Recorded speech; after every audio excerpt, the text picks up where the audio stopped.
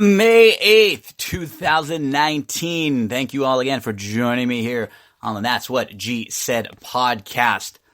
Whew, lots to talk about, lots to digest in the world, particularly the world of sports right now, entertainment, right? Over the weekend, big controversial disqualification in the Kentucky Derby. We'll talk about that in just a little bit. We'll do a quick hitter on the NBA playoffs, a little deep dive in on the Dodgers, catch up on their recent success now, winning 5 of their last 6 games after a sweep of Atlanta. And then, we'll hit that Kentucky Derby drama. Game of Thrones.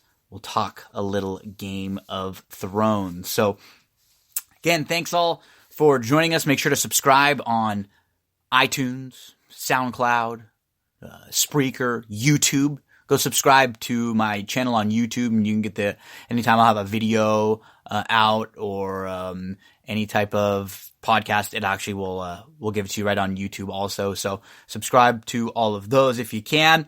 Hope everybody had a nice weekend, made a little money, and nice into the start of your week. For me, let's see, what did I do? I hit up the Queen Mary brunch. Was there with my girlfriend, met her dad for the first time. So knock on wood, hopefully I did well in that department. But if you haven't ever been to the Queen Mary brunch, wow, unbelievable. For as far as like breakfast food is concerned, anything you can imagine, waffle bar, waffle pancake bar, omelet station, they'll make you whatever, all the kind of breakfast meats you want, bacon, sausage, hams, potatoes, hash browns, bread all over. And then they also have, lunch and dinner type stuff and mimosas. And so, Queen Mary brunch for a nice occasion. Check that out. And then, you can cruise, you can walk around the Queen Mary, look at some things while you're over there. It's a nice little day, nice little experience. Some unfortunate news. My buddy, my dog, Roley, my big boxer, he's been just a little off as of late. He's been panting a little bit more than normal. I mean, he's getting a little older now. He's 13 years old, obviously. And for a boxer, that's old. And he's big. He's had a lot of feet, sensitive. He has sensitive skin, and his feet have been really sensitive. So the last couple years, it's just been harder for him to go on long type walks or exercise as much as he used to. And then recently, he's been breathing a little more. When it gets warmer too, he starts to get a little overheated. So he's had a foot issue. We took him to the groomers about 6 weeks ago. When we came back, he jumped down off in the car when we pulled back in, and he pulled a muscle bad in his leg, and he was limping around for a while. We had him checked out, but it was just a muscle, so we had medicine for him. There really wasn't too much they could do till it healed, and it's actually healed pretty well. But then he gets a lot of these skin tags, which they said they're common in a lot of different kinds of dogs, but he gets a lot of them, and sometimes they'll scratch at them and then they'll cut open. And so in particular, there's been one that's been really bad that we just couldn't get a handle on. So we took him in to figure out that. And, we talked about his breathing stuff. So they did some work, and they found that there were a few masses in his chest, that they think might be cancerous. So we have to go get him a scan now.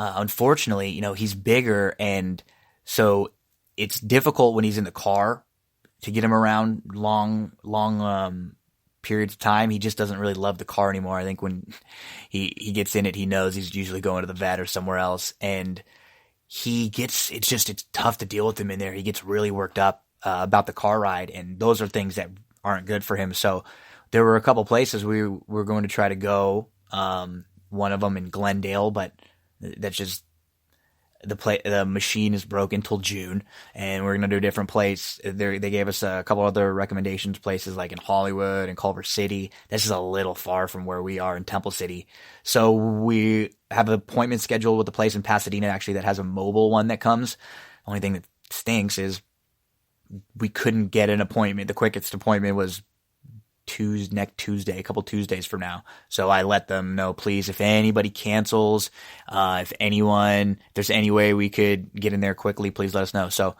anyone out there, positive thoughts. If you have a dog, this was really, we never had dogs growing up. So I've pretty much been with Roley for the last 9 years now. And this was like my first experience ever with dogs with Roley and my Boston Terrier Bug. So he's a tough guy. He's been through a lot. He had eye ulcers last year, but before that, he's been like pretty healthy. And I mentioned the skin stuff as he's gotten a little older. His feet have been sensitive, but just the last few years, you get older, things start to happen, and still eats great, moves around, jumps up on the bed, jumps up on the couch. So he's doing well. He's happy. We just gotta find the best way to help keep him as comfortable as possible. So positive thoughts and prayers for all of you dog lovers out there and dog owners and animal lovers.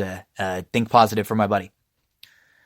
Let's see, what else did we do this weekend? Oh, a couple shows or things that I'm going to talk about coming up.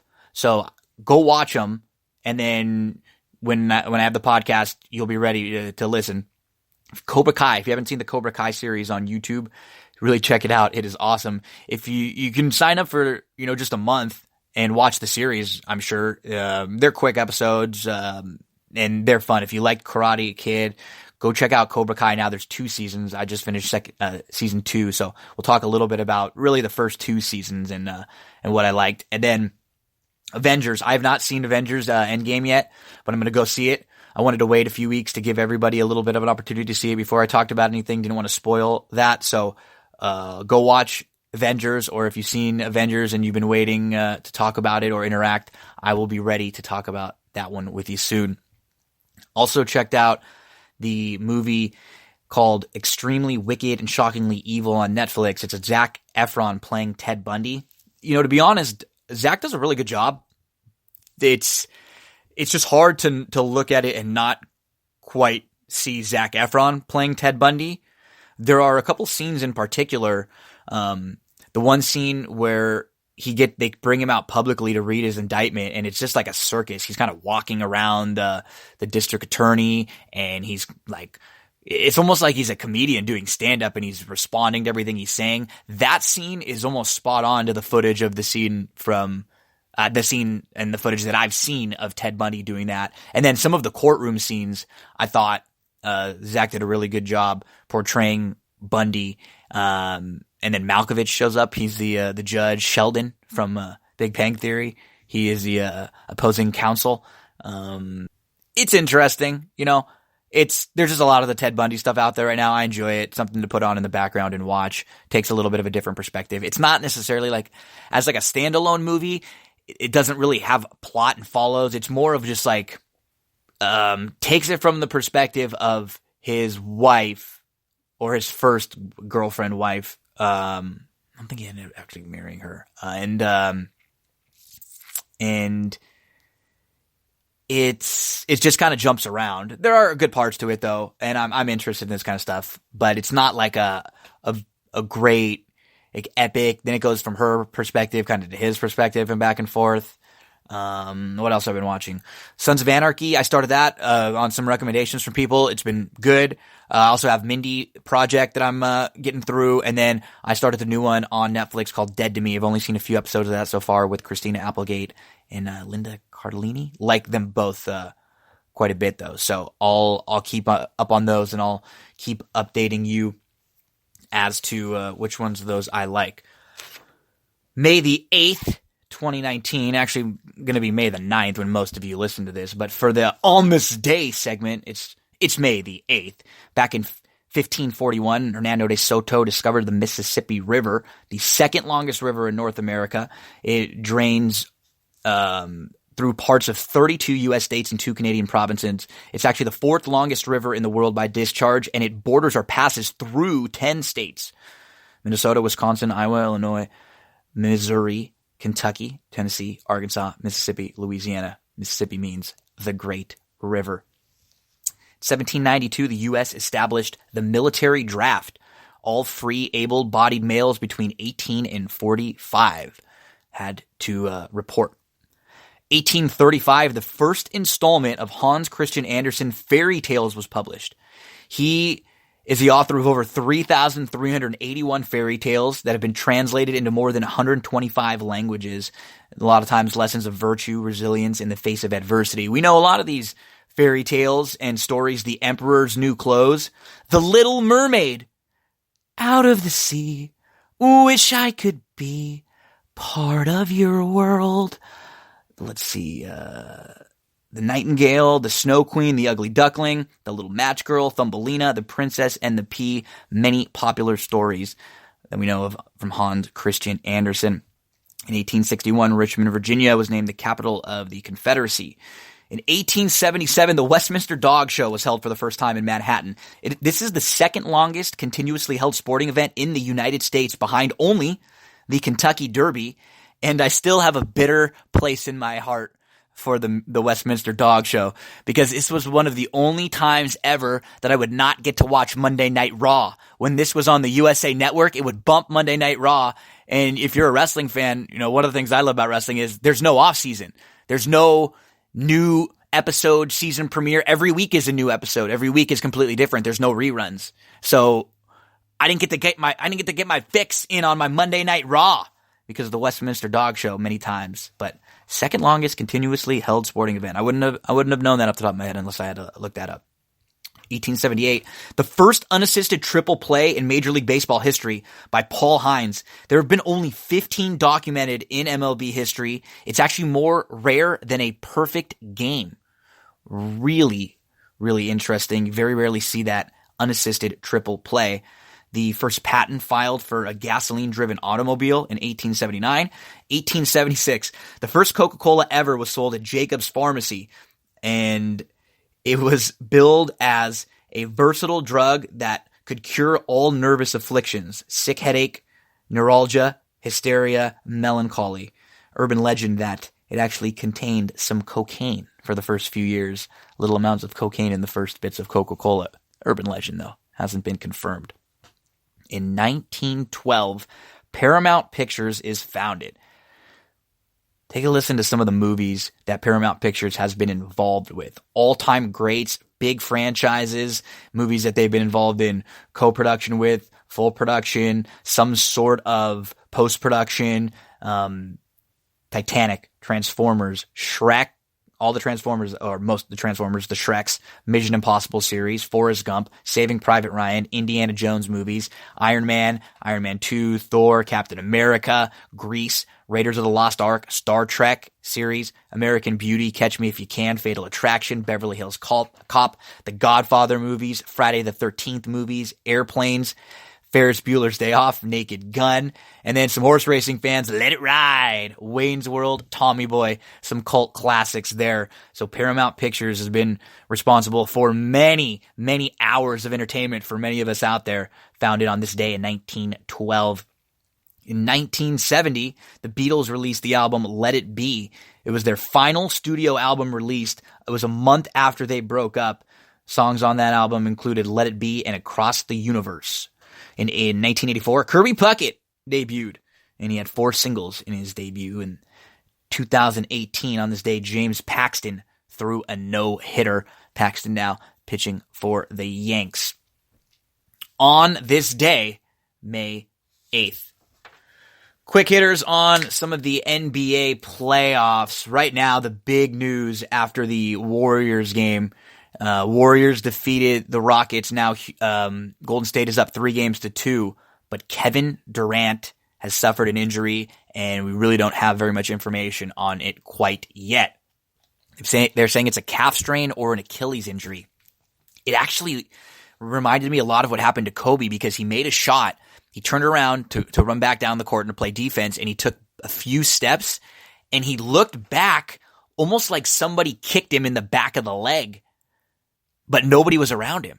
It was like a sharp pain that's like hit him out of nowhere and forced him to look back and look down like he got hit. And then he was walking very gingerly and having a tough time getting off the court. That looked a lot like what happened to Kobe. But they have said they think a calf strain. They're going to have an MRI on Thursday. And should know more about Kevin Durant, as, you know, if Durant wasn't around, that would make things a little interesting. The Warriors actually historically have done well even when Durant has been hurt and missed the last couple seasons. But right now, he's really been carrying the team. They were struggling. Curry started to heat up a little bit tonight, and so did Clay. And so perhaps with a little more responsibility needed, Draymond was very good distributing the ball. It's not like, they don't have Durant, they're done. This is a team that's still loaded, but they're not a deep team. With the DeMarcus Cousins injury, they don't have a deep bench. So they would really need their top tier guys. They need to get a little more from Iguodala, maybe something from Livingston. They were getting good contributions from Looney tonight also. Kerr, in the postgame, Kerr dropped an F-bomb. He says, our guys were effing giants, but he did not say effing. And you don't hear Kerr say that too much, but yeah, he was quoting one of the coaches from a soccer game earlier, and he said, sorry, Mom, a couple times, but he dropped the F-bomb. So the Warriors now up 3-2. They are heading back to Houston. They're going to go they're heading to Houston now. Houston heading home to try to tie the series 3-3. The Bucks just destroyed the Boston Celtics. And unfortunately, I can't even really celebrate that much in the Celtics' demise because of the bad news with the Lakers today. I'll get to that in just a second. Boston wins game 1, and then the Bucks just come back and destroy them in the next 4 games. What's up with Kyrie now, right? And this could be a big offseason for the Celtics. With Kyrie, is he going somewhere else? It sure doesn't feel like he's staying in Boston, right? What do you think, Boston fans? Do you want Kyrie around? Is he staying around? How do you feel? Is he going to go somewhere to the Knicks, the Lakers? The Knicks with Durant has been rumored. The Lakers back with LeBron has been rumored, but who knows what's going on with the Lakers right now? Al Horford has a $30 million player option. Is he going to opt in, or is he going to look for a longer deal somewhere where he can maybe get a few years? I mean, as a Laker fan, I would love Al Horford. He's a perfect center right now. He's very versatile. He gives your team options. He can shoot the three. He plays very good defense. He doesn't really need the ball. He does a little bit of everything for you. And I would love Horford, but maybe three years for Horford. I don't know if I want to go 4 or 5 for him. He's getting some tread on the tires already, getting a little older. So now we have the Bucks. They're hanging out and they're waiting to meet the winner of Toronto-Philly. And Philly, we just have seen Embiid struggling. He's hurt because he missed so many games towards the end of the season. He's out of shape and he's just a little bit off. And they need a lot from Embiid in this series because Kawhi has just been incredible. And we're seeing how difficult it is for a player that can't shoot in the NBA. And I don't mean someone who is a bad shooter. I mean someone who's a reluctant shooter and who literally does not want that to become part of your game. If you're someone who shoots 30% and you're a bad shooter, you at least will stretch the court sometimes when you take those shots and you make people sort of guard you. But that's just not the case at all with Ben Simmons. And he kind of makes that team a little bit difficult because they have obviously Redick there, but they don't have a ton of shooters in Philly. And isn't it amazing how just 2 games the narrative will shift? Just a couple of games ago, it looked like Philly had taken that series and taken all the momentum in that series. But now Toronto up 3-2 going to Philly. So Philly's going home. They got to try to tie this up. And the same thing for Portland. Really surprised that Denver, after that long 4 overtime game, Denver was able to come back and win a couple games. They won big the other night. They're up 3-2 going to Portland. And Portland, you know what you're going to get from Lillard. You need big contributions from McCollum and from Cantor because they just don't get enough elsewhere. Nurkic not being around really hurt them. That would give their team so much more depth and really strengthen them, give them a little more scoring, a little more playmaking to outside of the guards in particular, because everything for them has to be initiated from the perimeter. And they have Cantor, who's actually very good offensively, and he's rebounding the heck out of the ball, but he's banged up as most are. And we're seeing Jokic, the Joker, just take the next step. And I've been down on Denver all year. So if they make it to the Western Conference Finals, I'll be the first to admit I was wrong in them. I picked against them in round 1, and they really could have very easily lost that series to the Spurs. And I picked against them in this series, and I would also pick against them again.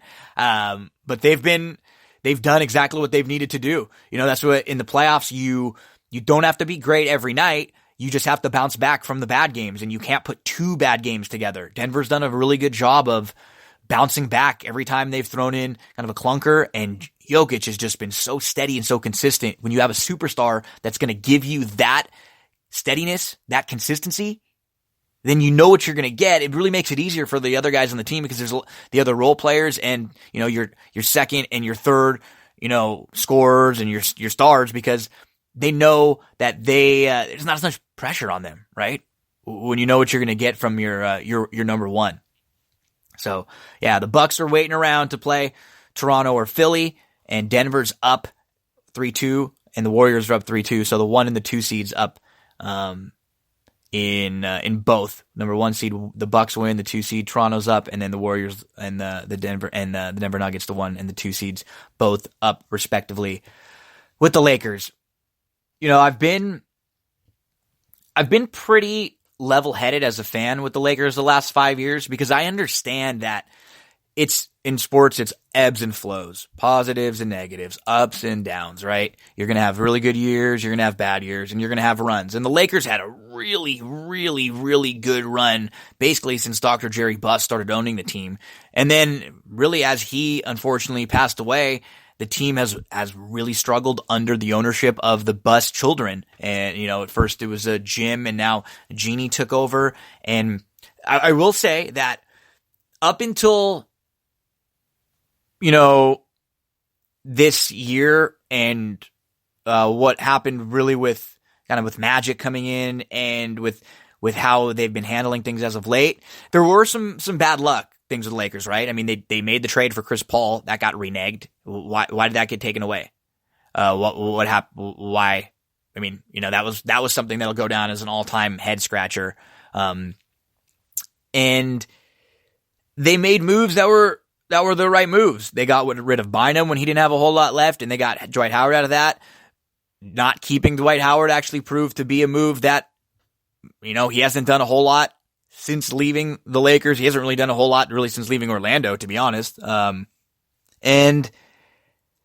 Mike D'Antoni as a coach, there's been things that they've done that weren't necessarily the wrong moves. They went out and got Nash when the Chris Paul didn't work. He got hurt.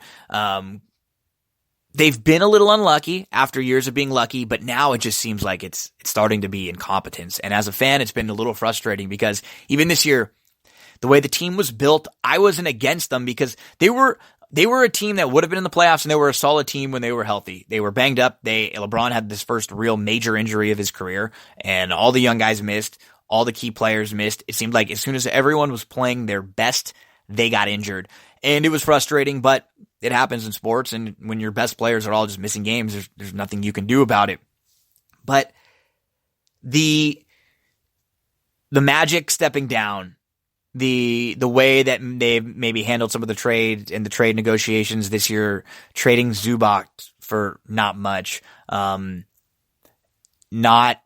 the way that those things were handled with Luke kind of all throughout the year, passive aggressive. Jeannie recently too has not said a whole lot.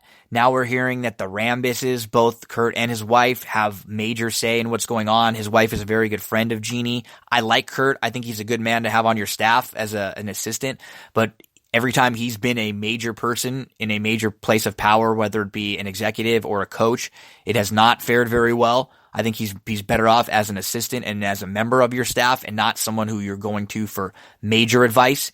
And it looked like they had Ty Lue all locked up as their next head coach. Ty Lue, who had experience with LeBron, who has won a championship with LeBron, who is a former Laker, which they like, who had been willing to bring in very good assistant coaches that would help his staff. He was talking about as like Frank Vogel and Tom Thibodeau, defensive-minded coaches, because he knew that they would be able to complement him very well.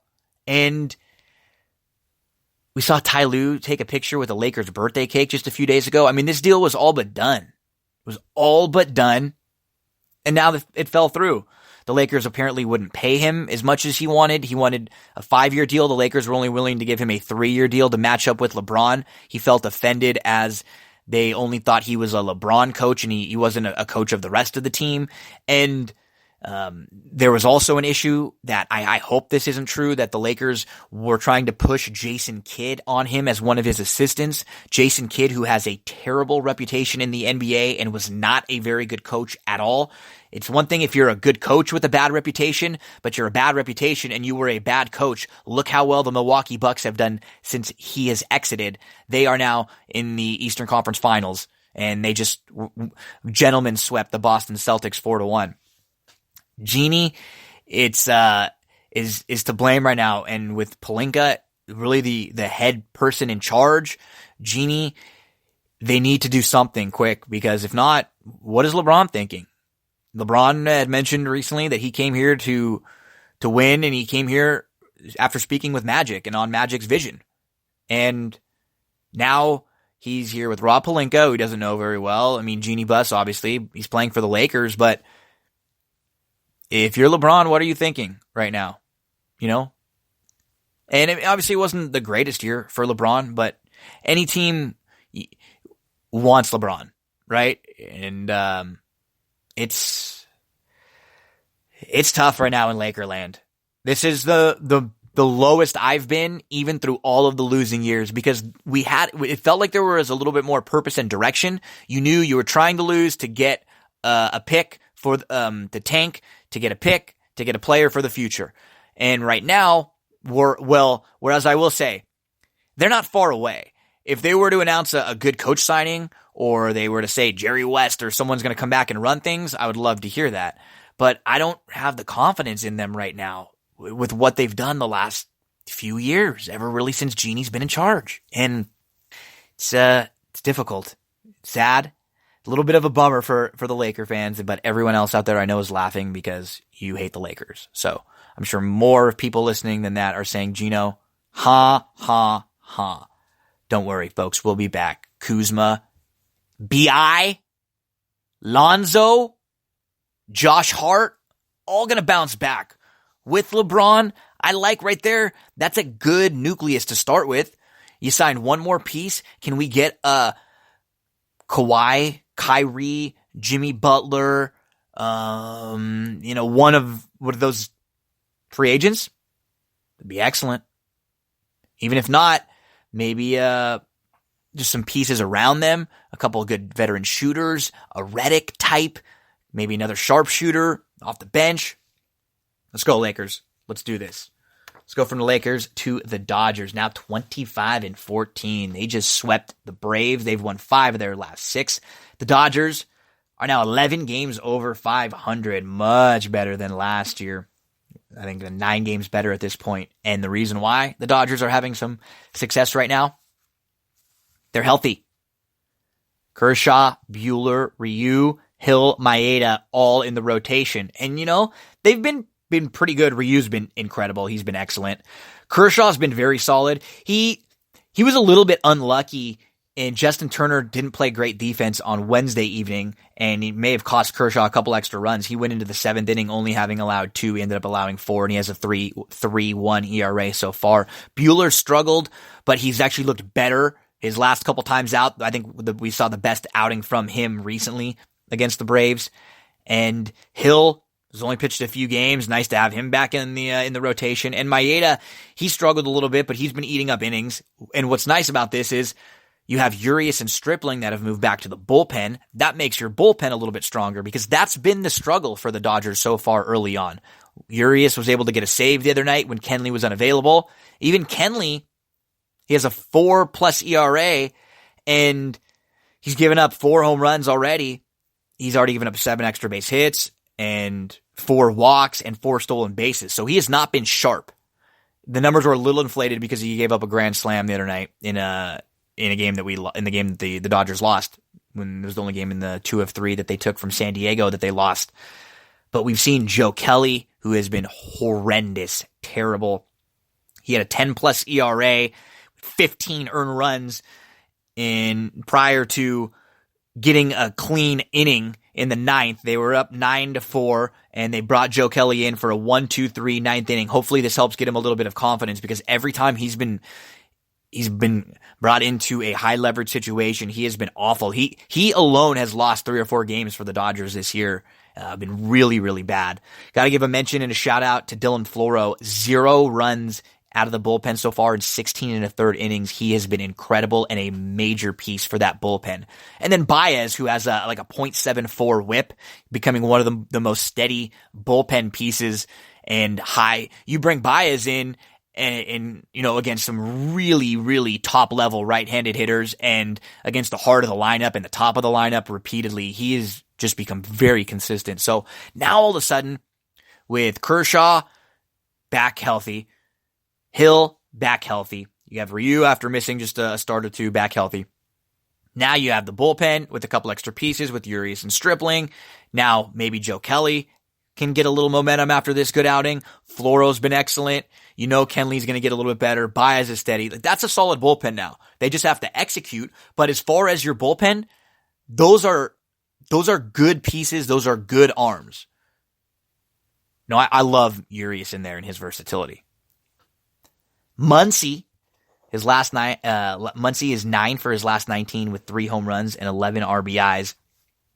So offensively, they're having good at bats, but when you look at the Dodgers' numbers, things can still get better. Justin Turner had just 1 home run in the first month of the season. He's actually had 4 home runs in his last 2 games now, 3 home runs the other night, and then another one.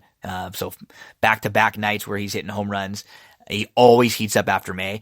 Corey Seager is going to get better. He's only had a couple home runs so far, and he was hitting like 230 coming off the injury. Is only improvement likely for him. Pollock is now injured. Not sure what's going to happen with him. Only hitting 223 when he got injured. It was Cody Bellinger who was carrying them early, hitting over 400, 14 home runs, 38 RBIs, the stolen bases, the on-base percentage, and that's really the key for the Dodgers.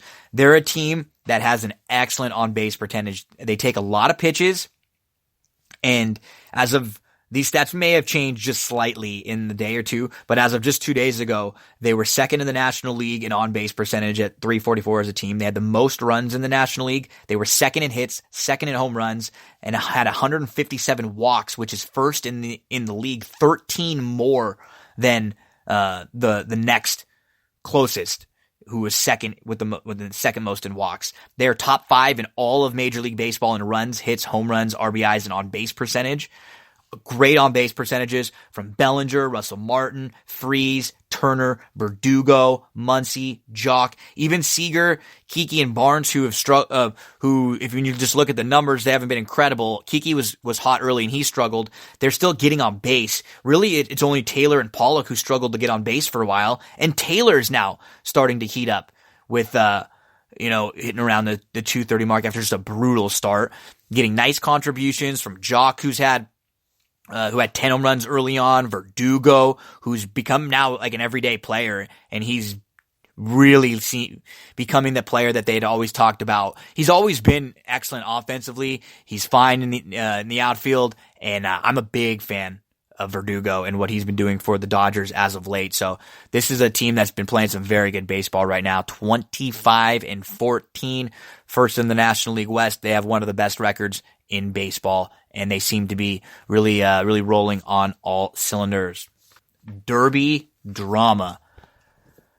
Wow. Okay, so in the Kentucky Derby, Maximum Security wins the Kentucky Derby. He was the number 7, and he won the race very easily. Very easily in the end. Little challenge, but he kicks back clear. He was the best horse on the racetrack. The only problem is he did commit a foul. He impeded a couple different horses, in particular the number 1, War of Will, who was behind him, almost causing War of Will to fall down after clipping heels. They made contact with each other, kind of caused a domino reaction from War of Will coming into Long Range Toddy. Bodie Express was also impacted. Country House was on the outside. And so after a long objection, no inquiry, there was a disqualification, and the horse Country House, who was not affected and did have every opportunity to go by Maximum Security, was second. Now, the only problem I have with what I just said is we're hearing a lot of people that said Maximum Security was best. I actually agree for the most part, but it's kind of hard to say if he was best when he did impact a couple other horses who maybe they don't win, but maybe at the very least they take a run at maximum security and make him expend a little bit more energy. And maybe it's not even Country House that benefits. Maybe it's somebody else. Maybe it's a Code of Honor or a horse, one of the other horses who got in a little bit of trouble and were able to get out. Maybe they benefit a little bit more from it. I don't know. But this is a really polarizing topic because there's a lot of people that I respect on both sides of the argument. I feel, first off the bat, that it was a warranted disqualification. I feel that I've been disqualified in situations very similar to this, where you have the horse who finishes first, they're best. They end up impeding a horse who ends up running dead last, but you have to take the winner and put them dead last because you cost that horse a better placing. Now, there's a lot of drama, a lot of different things being said. He said, she said, back and forth, back and forth. Let's go through some of the things that I have written down. I had a poll on Twitter that I asked, do you agree with the disqualification? And here were the options. 100%, yes, I agree. That earned 46% of the vote. Close, but yes, that was 16%. Close, but no, that was 15%. 100% no, that was 23%. So 62 on the yes side, 38 on the no side, but actually 46 of them were saying 100% yes. One thing that we've been hearing a lot is this is a foul, but you're not supposed to call that in the Kentucky Derby. But I've seen a lot of people say things like, why and when did the rules for the Kentucky Derby change? Why are they different? I didn't know that. It's kind of an understanding that, you don't want to call a foul in a big game or to decide a game, but fouls are called in all sports, right? Like players are shooting free throws at the end of an NBA game with 5 seconds left or with 2 seconds left all the time when a foul is called. How about in the NFL? They blew a big call that impacted, I'm a Rams fan, in the Rams-Saints game this year. That was a missed call, but although that doesn't have anything to do, and I personally don't think that had anything to do with the time of the game, that it was late in the game. I just think that was just a bad call. They missed that. They just missed that call. It's not anything goes, right? In the Derby, Maximum was the best, but he did commit a foul. Just as someone who handicaps and watches a lot of replays and plays a lot of horses back off of their previous race and if they got in trouble and how they ran, I'd absolutely play War of Will back because I feel like he did get impeded. Maybe even Long Range Toddy if the circumstances were right. There were a couple other horses behind him who also may have been impacted. I'm usually the one who's siding against the track. So I've had some people that I've kind of gone back and forth with and debated, and they've said, Gino, you're sticking up for the racetrack. But for the record, I don't get paid by anyone in any of the industry. I don't have any ties to anything, and I have no reason. And I've actually kind of always been that way, even when I was at TBG. So one of the things when I was leaving is that I didn't like being told who to bet, why I should bet this horse, and I wanted to bet who I wanted to bet. I wanted to do this. And it wasn't like I was told that very often or really ever, much at TBG, but I like being able to express my opinion, in particular in a gambling,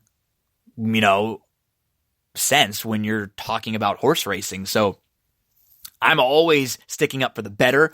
If you follow me on social media, if you ever hear any of the previous podcasts or the Mike Abadir show, I'm always the one saying, I don't trust racing to do this. I don't trust racing to do that. They need to do this. They need to do that. There's lots of changes. The bettors are getting screwed. I don't like what's happening here. Why is this happening? I agree with this call.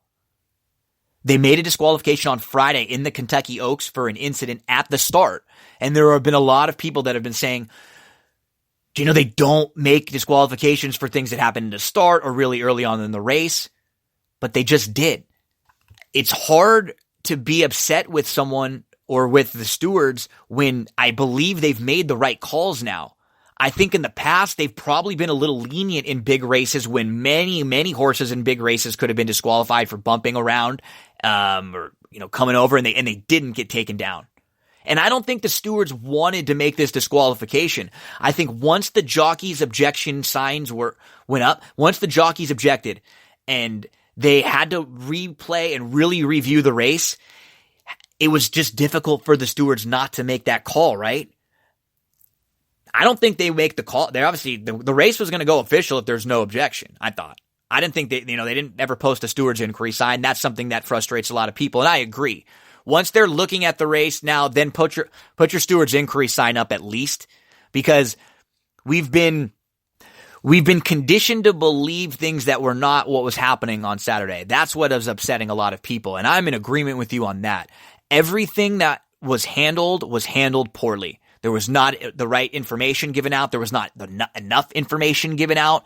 There were only the top couple horses blinking. We didn't know how many horses were involved in the objection and who were involved in the incident. We knew very little.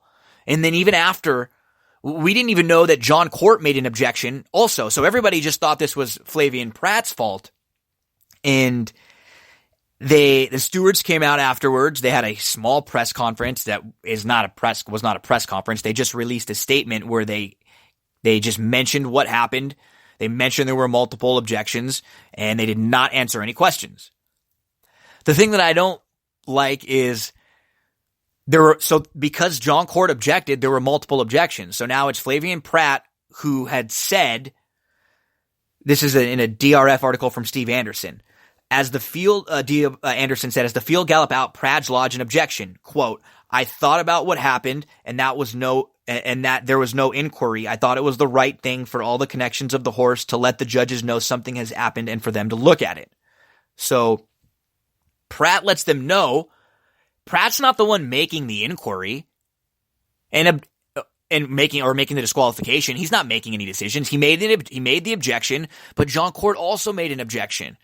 And I think that was huge, and that was a bit of information that was left out. So there's a ton of hate out there for Country House and for Prat and for Mott when they were the second place finisher. These are the rules of horse racing, because there's no better way to do it like in this particular instance, right? In these rules. If you're going to adopt different rules, which some people are pushing for, we'll get to that in just a minute, then that's different. But on these particular rules, if you impede or foul someone, how do you not get disqualified or at least placed behind them? What would happen in a track and field race if you impede someone or a crossover in your lane? You're disqualified. Obviously, the rules are different, and this is the Derby. That's what we've been hearing. They did nothing wrong, though. Country House, Prat, Mott. This was a foul. This was a foul that was committed by Maximum Security. They benefited, as many do every day in racing. They were second best. They beat 18 other horses. And if it was not Maximum Security that was going to win that race, it was Country House, who was the next horse. He was the next most deserving winner in there. I mean, there were other horses who behind him had trouble and maybe ran, quote unquote, better, tougher races. We project them to run better next time. But I think going forward, Country House might be an inflated price because of this. There's just a lot of hate out there for him. Flavien Prat was getting booed when he came to Santa Anita on Sunday, the day after winning, finishing second, getting put up, but winning the Kentucky Derby. Seen people out there talking about the idea of a 20-horse starting gate. I like that idea, or the idea of going down to 14 horses. That's fine. 20 horses is a lot with the turns, with the traffic, with young horses also. Just a lot happening. Not probably the safest. If we're going to be ruling on the side of safety from now on, if that's going to be something that after this weekend with the DQs and the Oaks and the Derby, if we're going to be ruling on the side of safety, then maybe we need to take steps to make it a little more safer with only 14 horses, or maybe a better starting gate that will make things a little safer. I think what people are having a tough time with in this particular debate is you can say multiple statements can be true, right? Maximum Security was a really good horse on Saturday, and he was deserving of being the Kentucky Derby winner. I hate to see what happens. The winner being taken down in a big race. I hate to see it, but it does happen. It doesn't matter why Maximum Security did what he did, right? Was it him reacting to a puddle, a flash, a glare, the crowd noise, whatever it was? I don't blame this on the jockey at all. Saez. I don't think this was intentional. I don't think he was personally trying to put a horse down or trying to drift out. John Court was quoted as saying that the young rider's just a little too aggressive. He actually mentioned Tyler and Saez by name, Tyler Gaffalione and Saez by name. But I feel for the connections because, I was not on maximum security. He ran a lot better than I expected him to. He put a lot of horses away. He established the lead in very quick early on, slowed things down in the middle part of the race, was able to shrug off challenges late, but I think he did take out some of his challengers. He did impede some of his challengers. Now the verbal back and forths have gotten interesting, right? Because people were asking, why didn't Tyler Gaffalione launch an objection? What happened was Tyler came back and he told trainer Mark Casse, I almost went down. Mark Casse said to him, it's not worth it. If we were seventh, we were seventh. If we were fourth, third, second, we would have been claiming a foul in an instant. But if I claim foul on my friend, when he's talking about trainer Jason Service, on it ruins the biggest accomplishment of his life.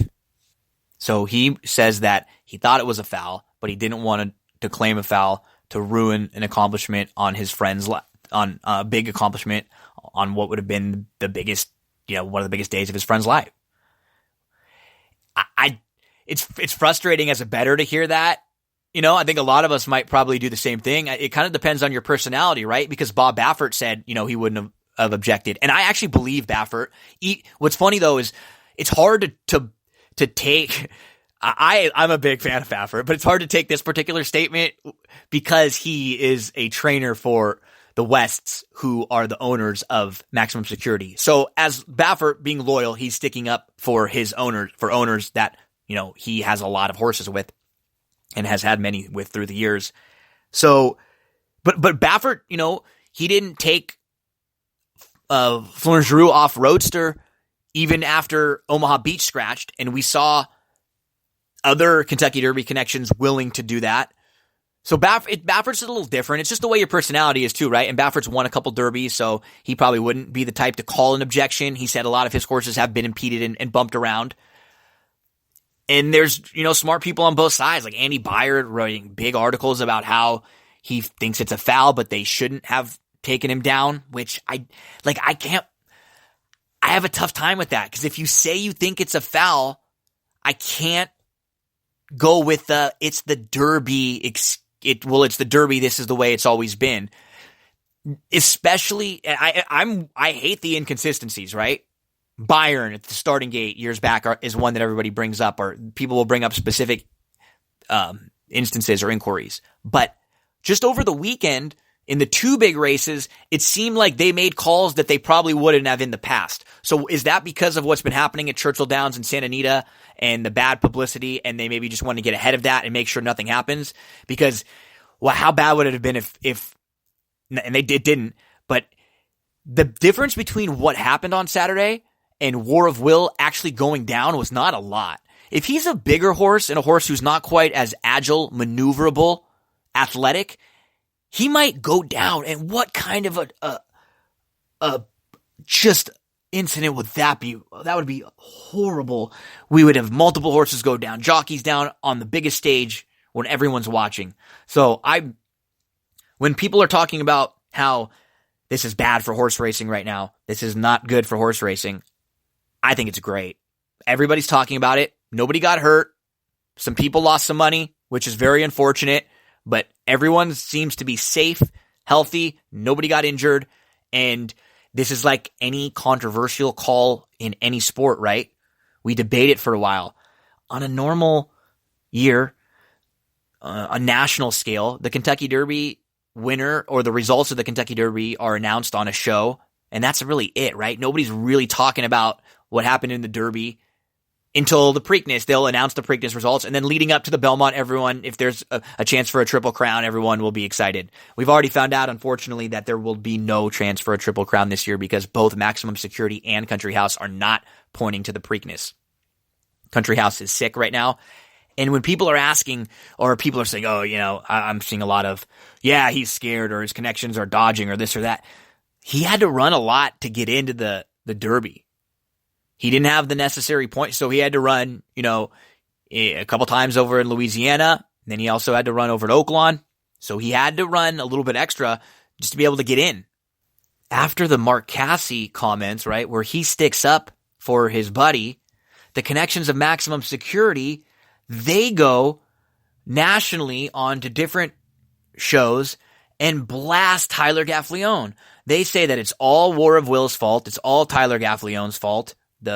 And so now Mark Casse's very upset because he was trying to stick up for his friend by not objecting, and now those connections have gone and thrown him under the bus.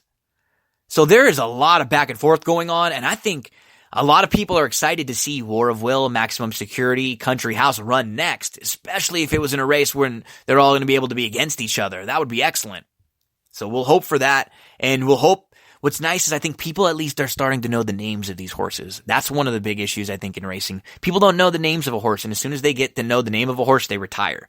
But now at least Country House, Maximum Security, War of Will, these names are being talked about quite a bit. They're out there. And now Mark Casse's very upset, as he should be, after they came back and tried to spin it on War of Will and Mark Casse and Tyler Gaffalione after he did the opposite. I think this is unfortunate. It's not tragic, right? Because there were no injuries where War of Will could have easily gone down. No, I don't think there's any purposeful action from Saez. Nothing, malevolent related in here.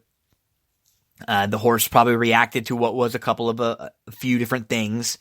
The owners, the trainers, the horse, they were very well prepared. They were very good, and they were deserving. But, and the bettors that had him, it was a good call. You were on. You were deserving of winning. But this does happen, right? And I think what's been another factor that's upsetting people, lots more people have lost money than won money, right? Because it's a pari-mutuel game, so the same amount of money is being paid out. The track takes their percentage, and then everything's between you and I. We're betting against each other, and the track takes the percentage out of that. So it's not like the track was able to keep more money because Maximum Security won. But less people that won with Country House got paid out more. More people would have been paid out less with Maximum Security, and that's why I think so many people are upset that had this horse involved in some way. I'd be mad too. I have been upset when this happens. It takes me a few days. I get over it usually because those are the rules at right now. Now, do the rules need to be changed? There are lots of experienced, intelligent people on different sides. For example, a couple jockeys, right? Richard Migliori said it was a BS call. He disagrees completely. Kent DeSormo and Gary Stevens both say 100% the correct call based on the current rules. Gary Stevens is trying to push for new rules right now, and they've been really good on Twitter, all of them, in answering questions and being very upfront about their thoughts and why and this and that. It really helps you learn quite a bit. Kent DeSormo had a great interview on TVG the other day. Check it out if you didn't. He was sitting on set, I believe, with Christina and Scott, and it was very knowledgeable. He talked about the different jurisdictions, different rules, and we're talking about, all-time greats here that are chiming in, right? And so, you have Baffert, and you have Beyer, and you have Mike Migliori, who have said one thing. So, and you have, Stevens, and you have DeSormo, who are on the other side. Really been pretty split. And the conversation Wednesday night going into Thursday is still out there. Still people debating back and forth how they feel. I thought Kent made a couple really good points. He said he should have been a disqualification, but finding the horse to put him behind the horses to put him behind was probably the toughest decision because, you had to say, okay, long range Toddy, was he tiring? Was he making his move? Was he backing up? What was happening there? Kent also said, which I thought was pretty funny, it's not legal to speed on Christmas Day. So what do y'all want, a day to purge? Talking about how, it's the biggest day of the year. That doesn't mean there's no rules on the Derby.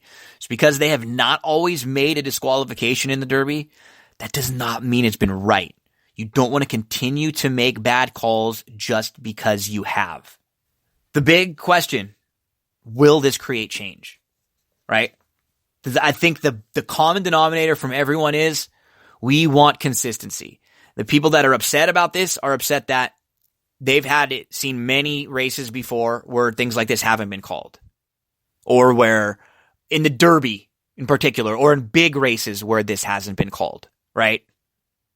So we need to see some consistency. Will they push for the new international rules? We'll find out. Those rules are also a little different because they're a little speculative, but from everything I've read and everyone that talks about them, they seem to be very good. They seem to get less type of a response like this to a disqualification than we do when we DQ horses. We have some bad ones. There was another bad one over the weekend at Santa Anita. Go look at the disqualification that happened just a few races after. It was awful, horrible. If you look at the Kentucky Derby disqualification and then you look at the one that happened on Saturday, just a few races after at Santa Anita, you're going to think that the Kentucky Derby one was a great call compared to the Santa Anita one, because that was a bad call. Right now, the horse is probable for the Preakness. Win, Improbable, War of Will, Bodie Express, Always Mining, Another Twist of Fate, Bourbon War, Laughing Fox, Owendale, Signalman. Of those that I've seen, just early quick thoughts. Improbable, War of Will would probably be horses I would play back off their races.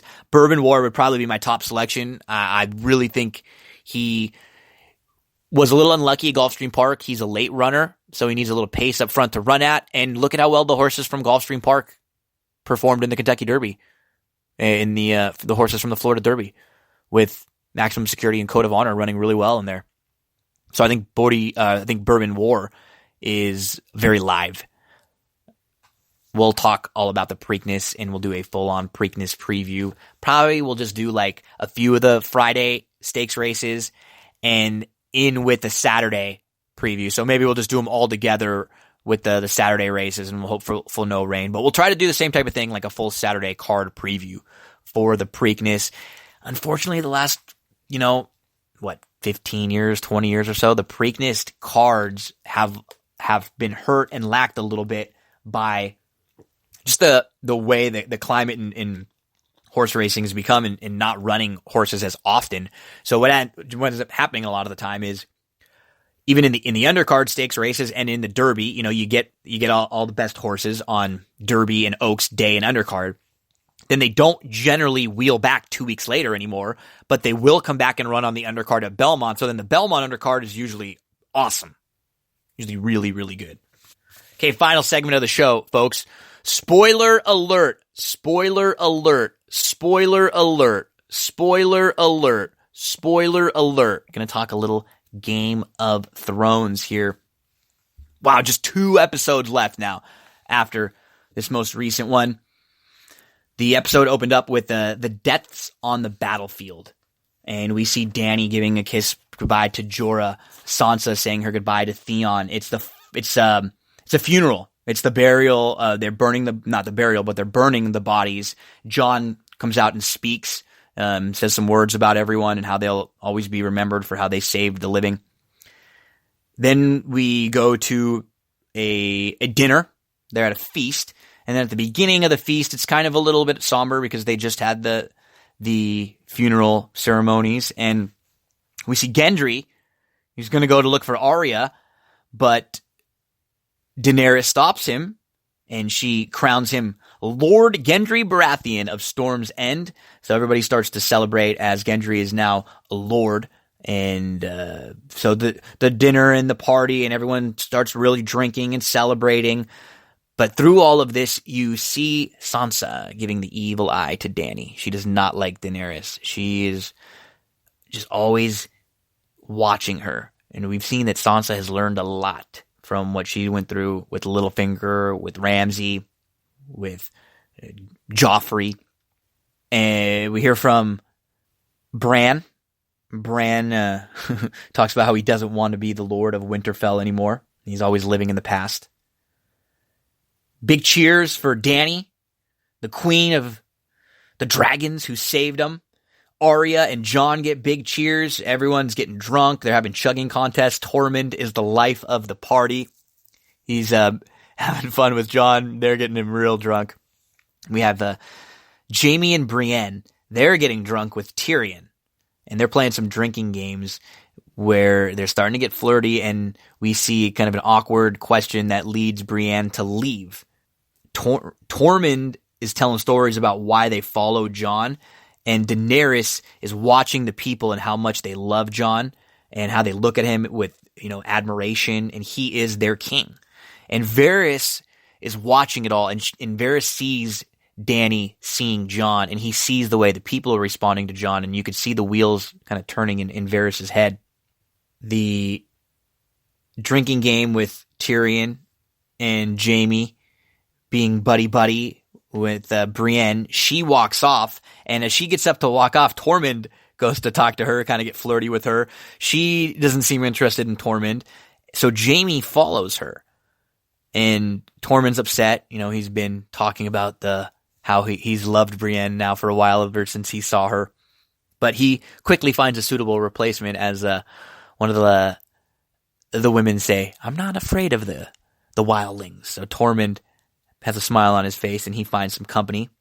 The Hound turns one of the women down, but not Pod, the sex god.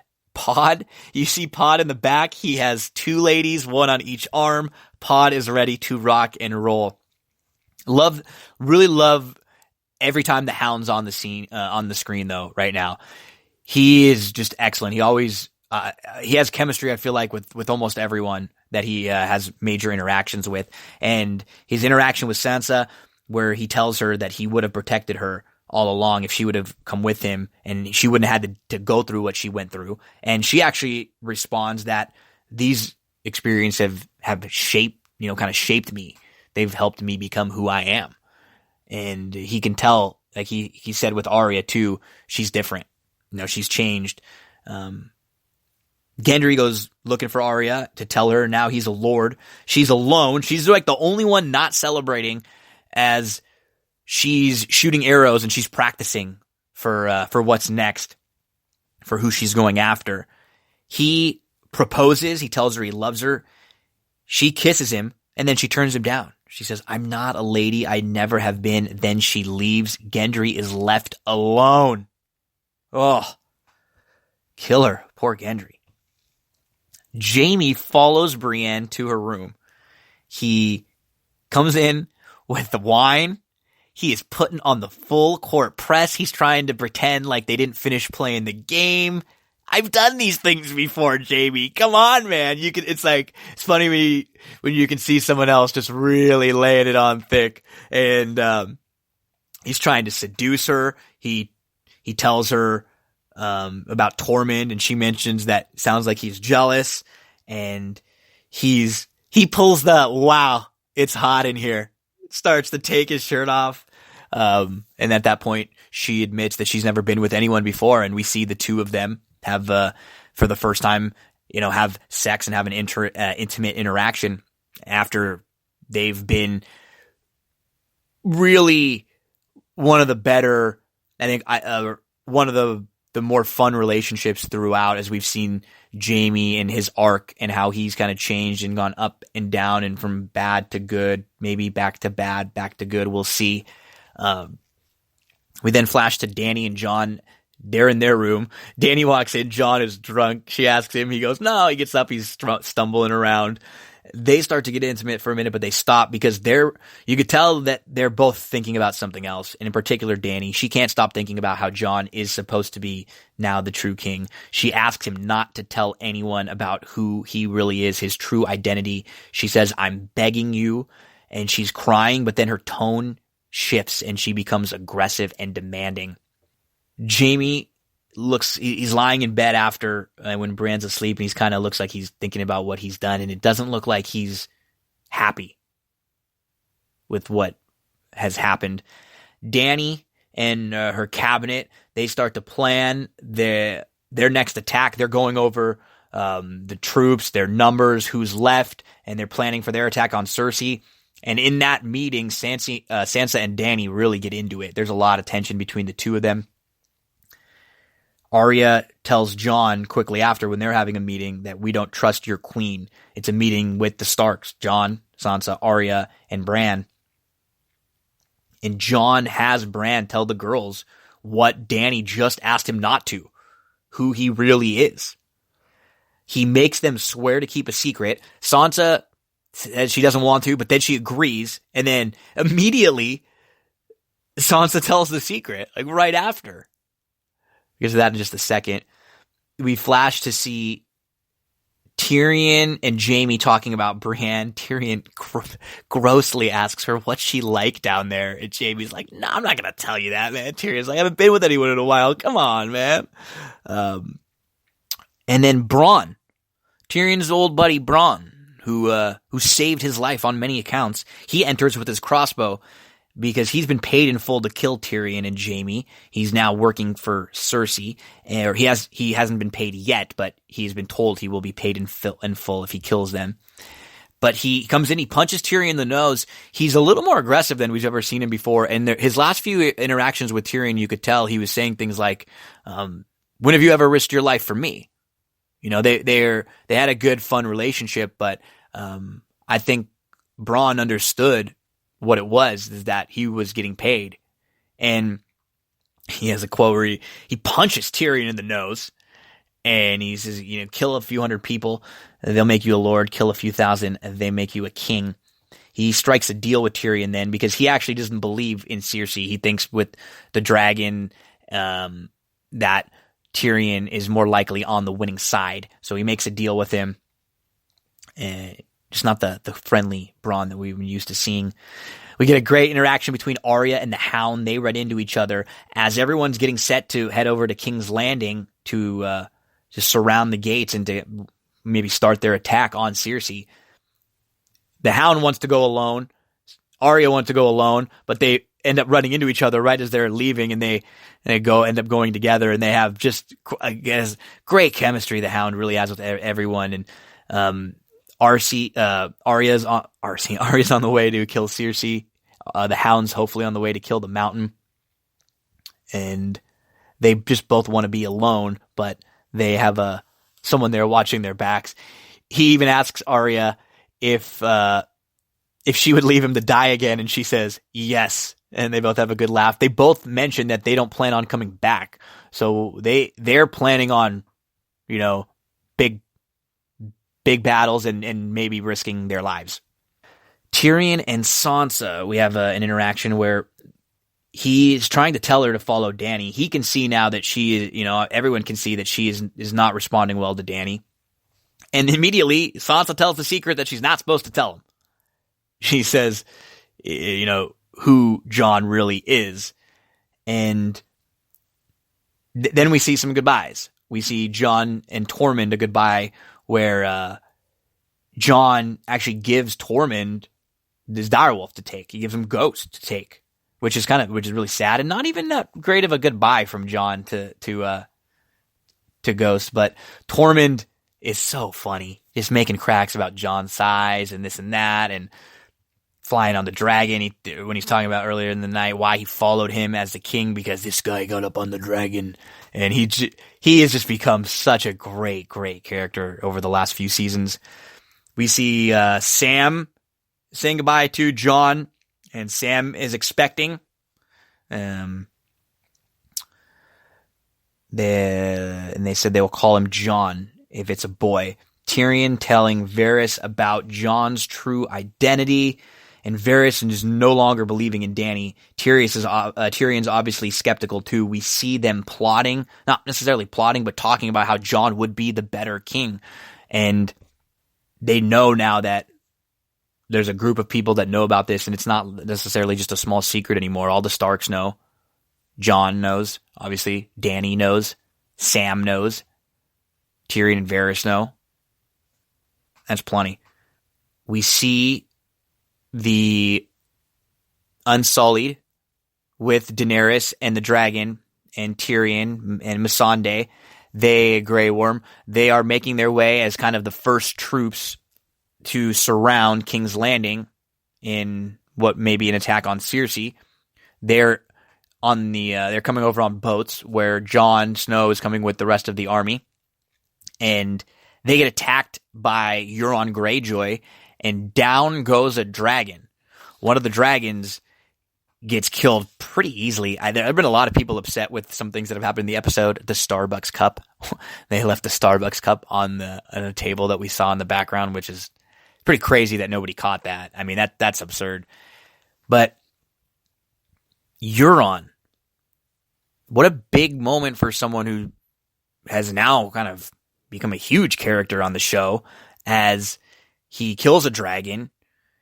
We know that the Greyjoy fleet is awesome on their Great Navy. They're awesome on the water. So they are just destroying what little troops the Unsullied and I guess a few of the Dothraki and some of the troops that they initially brought for their first line of defense. Everybody ends up swimming to shore. We find out that they've captured Missandei. And Euron, we see telling Cersei about killing the dragon. She's very happy. She tells him that she's preggers with his baby, which we know that it's not his baby, because she was preggers before anything happened with him. But now she's going to sell him on that. Does he believe her, though? He believes her then. He's very happy about it. Qyburn looks, there's something from binge mode. Qyburn looks over and lets Euron know that she is pregnant.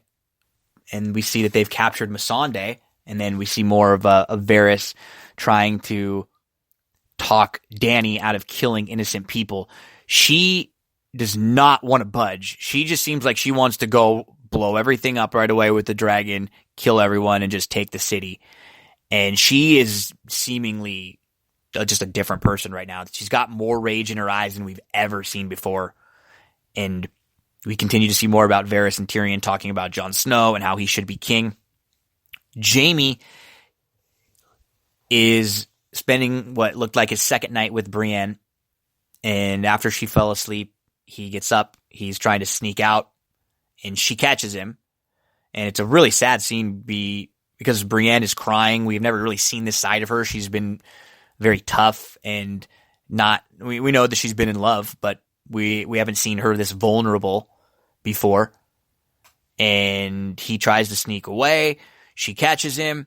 She begs him to stay, and his response is, "No, you don't know who I am." He talks about how he killed Bran, how he strangled his cousin, and how he would murder everyone for Cersei because he is in love with Cersei. Then he leaves.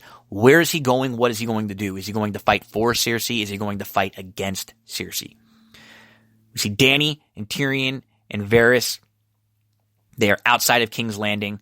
They are there with no Jon and with not a lot of army quite yet, just the Unsullied, not a big fleet. Cersei and Euron are at the top of the gate, so it's a little bit of a standoff. They have Missandei captured, and she's right there at the top with them. Tyrion and Qyburn, the advisors, go to meet in the middle to speak. Neither will surrender. They're both saying either side wants them to surrender. Nobody will. Tyrion starts to approach the gates to speak to Cersei. He asks her to surrender. He talks about her kid. He mentions her being pregnant. Will that be key? Because if Euron is to believe it's his kid, how would Tyrion know? Tyrion only knew what had happened, that she was pregnant, because we know that previously she was. So if Euron's able to put two and two together, is that something that he's going to figure out? Is that something that we'll find out in the next couple episodes? Because there are only two left. And Cersei looks at the mountain, waves him over, and they kill Missandei right there. You see Dany very upset, walking away, and I think she is ready to go full Mad Queen and burn things down. So just a couple episodes left. I've been enjoying the season. I know a lot of people have been upset, saying it's not quite as good as they expected, or they've not liked some things here and there. But I've been thoroughly entertained throughout, and I've enjoyed everything. It's so hard to put a close on a world that's been so big for a while, and it seems some things feel like they get kind of shortchanged. Other things feel like Maybe they're getting too much time for something that's not quite that important. But I'm excited for just 2 more episodes of Game of Thrones, folks. Okay. Thank you, everyone. Appreciate you tuning in again. If you can, please, big favor, 5-star reviews on and comments, ratings, reviews over on iTunes. They really help me move up the charts. They'll help compare to other shows. They'll help make me more money in the end, and it'll never cost you anything. All you have to do is just go click 5-star and leave a little comment. Say what you like about the show, something positive if you can. Appreciate it, folks. Thank you so much for listening to another episode of That's What G Said. We will have likely an episode coming out this weekend. We'll catch up on everything in the sports world. Maybe we'll give out a horse or two, and then expect full Preakness podcast. Also, one more thing. If you're interested in sponsoring on That's What G Said, many different ways to do so. Very affordable. You can start with a really, really cheap commercial for just 60 seconds, anything up to 2 minutes. You can sponsor a full show. We can do things where if you have a product you want to promote, you can purchase, exclusive content. I can help with social media videos, things like that. But contact me, let me know. I always want to discuss everything with everyone and make sure they're products that I know, that I trust, and would love to work with any of you out there that are interested. Make sure to go to iTunes and everywhere else. Subscribe for me, folks. That's what G said. Joey, what's up?